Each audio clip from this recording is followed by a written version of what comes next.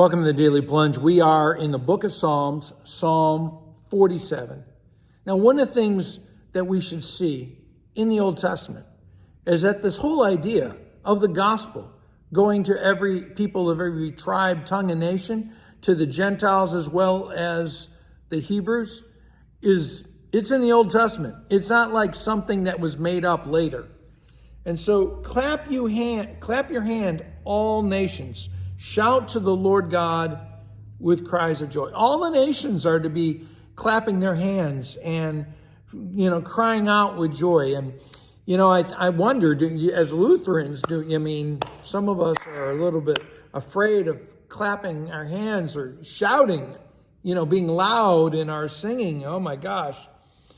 Now it goes on, you think about that singing, make a joyful noise to the Lord. Well, why? Because the Lord is the Most High. He's higher than every power and desire and thing we could ever think of. Our God is awesome, and He has got such power and might, right? That He is to be feared. To a certain extent, He should terrify us. Because He is almighty in every aspect. There is no place in our lives that God does not have power over. That the Lord God is a great King, not just for Israel, but He is the ruler over all the peoples, over the whole earth. As it says in verse 3, the Lord God is subduing people, not subjugating Him under His kingdom. He's not enslaving them. He is subduing them so that they're no longer His enemies. He's turning enemies into His children. Okay?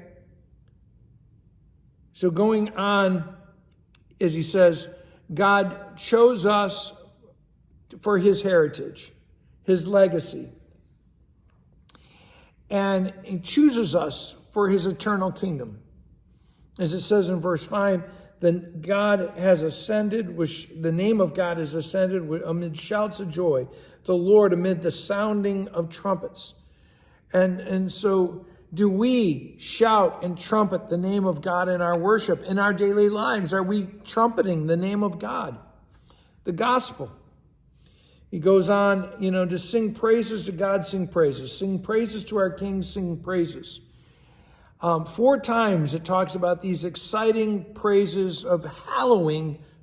We are hallowing God's name. Hallowed be thy name. All the time we should be doing that. The Lord God is King over all the earth.